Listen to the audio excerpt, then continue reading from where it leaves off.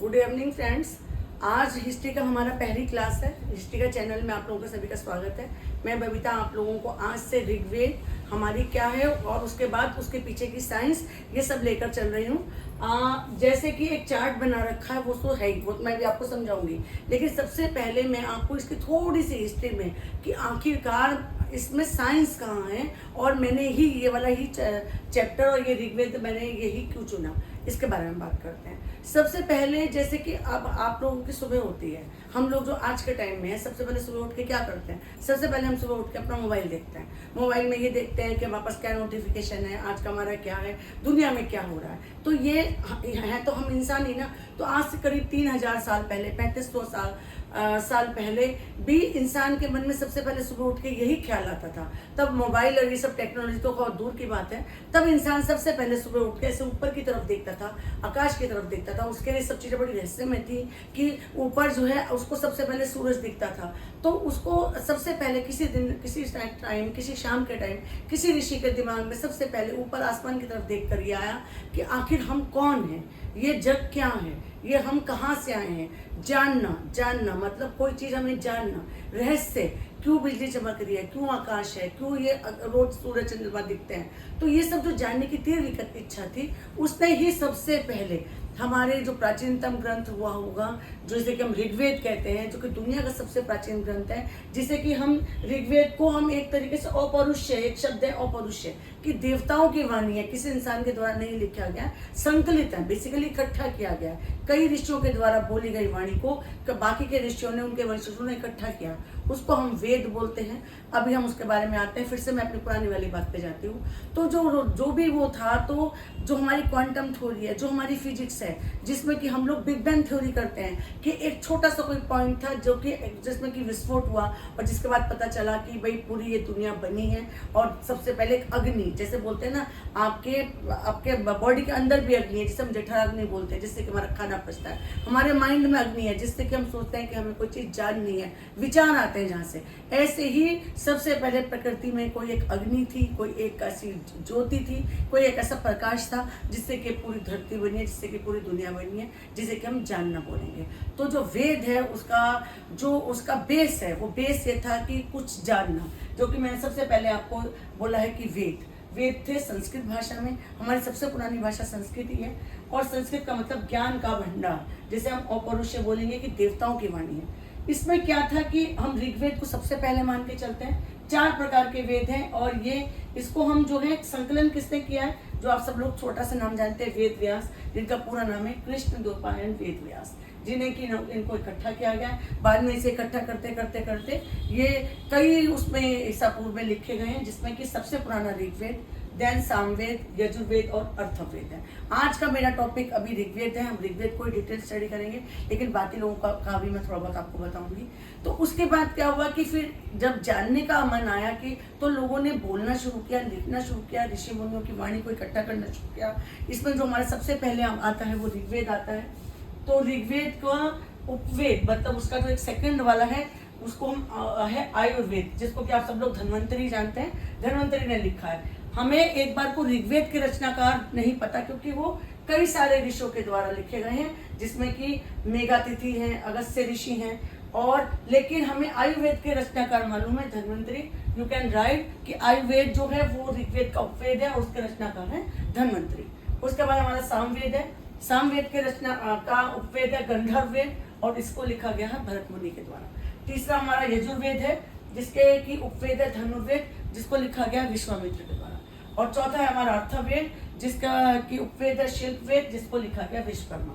अब यहाँ तक अगर आपका हो गया हो तो मैं इसको मिटा भी सकती हूँ, और उसके बाद में आपको फिर एक दूसरी वाली बात भी बताऊंगी। आप इसको लिखना चाहे लिख लें, आप मुझे डीएम करके ये भी बता देना कि कोई चीज़ अगर रह गई है तो हम उसको दोबारा भी कर सकते हैं। अच्छा, अब हम आते हैं हमारे स्पेशल जो आज का पॉइंट है वो हमारा ऋग्वेद है।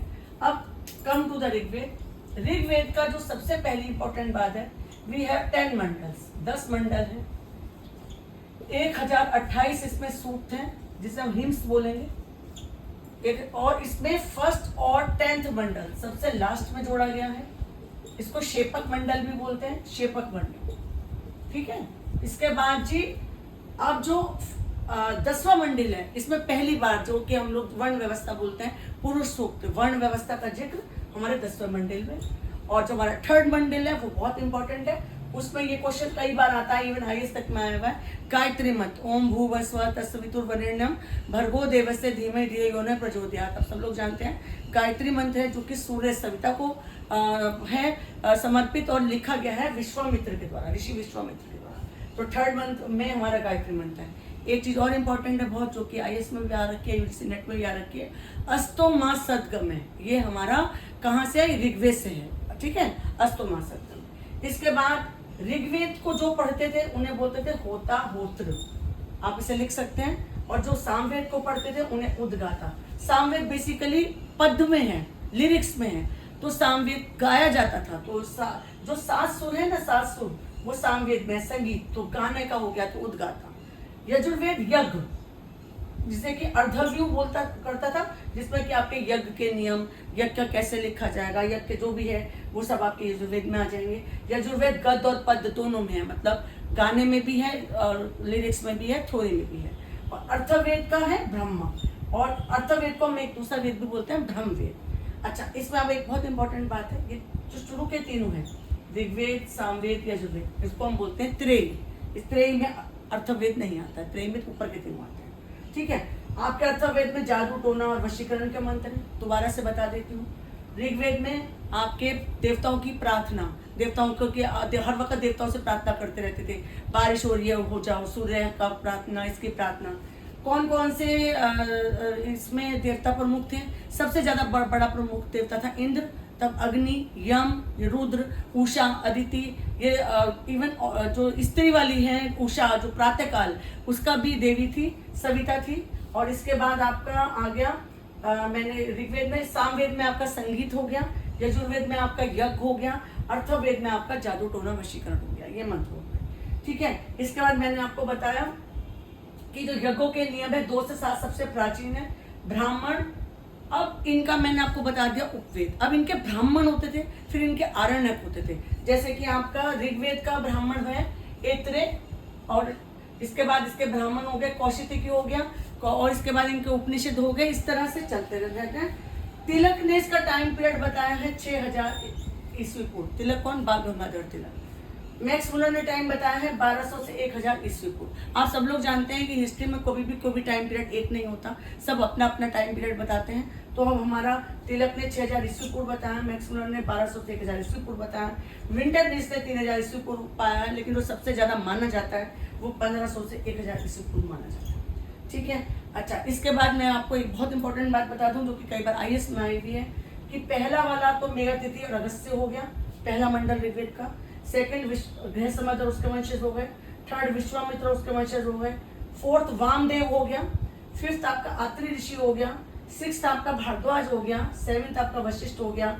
एट्थ आपका कर्ण और अंगिरा ऋषि हो गया। और 9 और 10 कई ऋषियों के द्वारा होता है। इसके बाद ऋग्वेद का जो नवा मंडल है वो सोम देवता को जैसे कि आप सोम को सोमरस बोला जाता है, जैसे कि आजकल के लोग वाइन और उसमें भी कर देते हैं, कि वो सोम देवता को समर्पित था।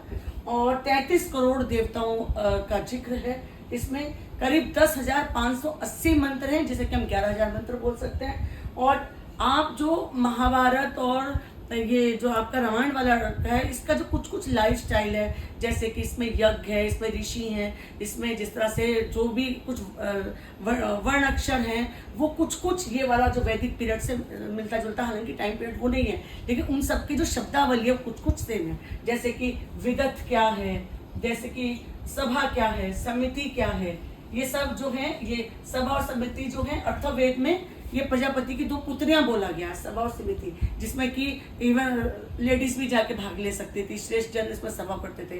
धीरे धीरे विदत है, जन है, गण है। तो इस तरह से ये हमारा पूरा वैदिक पीरियड है, जैसे कि हम 2 पीरियड में ऋग्वैदिक पीरियड और लेटर वैदिक में पढ़ते हैं, आप सब लोग जानते हैं। ऋग्वैदिक वही है जिसमें कि ऋग्वेद का जाता है। आज का हमारा जो टॉपिक था वो ऋग्वेद है। फिर से बोलते हैं, Rigveda is the oldest book of even India, क्या मतलब पूरा दुनिया में वर्ल्ड की ओल्डेस्ट बुक है। We have 10 mandals in the Rigveda, and first and 10th जो है वो लेटेस्ट है, 2nd to 8th है वो सबसे ज़्यादा लास्ट है। और किस किस ऋषि ने लिखा है इसके बारे में वर्णन है, सब मैंने आपको बता दिया है। कोई भी बात होती है इस चैनल को सब्सक्राइब कीजिए, क्वेश्चन कीजिए, DM कीजिए। और ये जो ऋग्वेद है इसमें गंगा नदी का, सरस्वती नदी का, इवन सिंधु नदी का तो बहुत ज्यादा उल्लेख है, लेकिन सबसे ज्यादा पवित्र नदी मानी गई है सरस्वती नदी मानी गई है। जो आज की गंगा जैसे पवित्र है ऐसे तब नहीं थी, तब जो सबसे ज्यादा पवित्र नदी थी वो सरस्वती नदी थी। सिंधु का भी जिक्र है, गंगा का जिक्र है, यमुना का जिक्र है, और उसके बाद जी मैंने आपको बताया सोम देवता का जिक्र है, ये जो वर्ण व्यवस्था का जिक्र है वो। एक बहुत इंपॉर्टेंट बात आपको बताती हूँ, आप ये सारी पढ़ाई से अलग, ऋग्वेद में फर्स्ट जो लेसन बोलेंगे, जो फर्स्ट पार्ट है वो अग्नि को समर्पित है। अग्नि को बोला है कि अग्नि में आपकी पूजा करता हूँ, क्योंकि अग्नि को वो लोग मानते थे कि अग्नि से ही सब कुछ है। क्योंकि अग्नि जो है, आप लोग भी जानते हैं हिस्ट्री में, जब आग का आविष्कार किया पूरा पाषाण काल के लोगों ने, तो पैलेलिथिक लोगों ने, तो अग्नि के बाद ही ये दुनिया सभ्यता आई है। आग से ही आप खाना बनाना सीखे, आग से ही आपने सब कुछ सीखा है। तो उस अग्नि की बात आपके ऋग्वेद के सबसे पहले वाले लेसन में है। और ऋग्वेद के जो एक सूक्त है सेकंड वाला नास्तिक सूक्त, उसमें जो आजकल की साइकोलॉजी, रहस्य में डिप्रेशन, आपको परेशानी, रिलेशनशिप्स और ये सारी चीज़ों का जिक्र नास्तिक सूक्त में है, जिसमें कि क्वेश्चन आंसर्स के फॉर्म में नास्तिक सूक्त है। तो ऋग्वेद और जो हमारा वैदिक है, ये आजकल की साइंस वालों के लिए बहुत हैरानी की चीज़ है। ऐसे ऐसे क्वेश्चन है उसमें मंडूक है, जिसमें कि आप लोग आज की साइंस की कल्पना कर सकते हैं। आज मैं ऋग्वेद के बारे में ही बताऊंगी, सामवेद, यजुर्वेद, अर्थवेद को हम धीरे धीरे अगली लेटर वैदिक के साथ कर लेंगे। आज का लेसन आपको कैसा लगा प्लीज़ DM में। और आज मैं आपको एक क्वेश्चन छोड़ के जाती हूँ कि क्या रुद्र को, जो अब हम लोग शिव का रूप में जानते हैं, क्या वैदिक के पीरियड का ऋग्वेद में उसको मान्यता मिली थी? प्लीज़ इसमें आंसर दीजिए। जो मेरे स्टूडेंट वर्ग हैं, जिन्होंने सबने चैनल सब्सक्राइब किया, जो मेरे ग्रुप के लोग हैं, मैं चाहती हूँ सब लोग इसका आंसर दें। नमस्कार, धन्यवाद।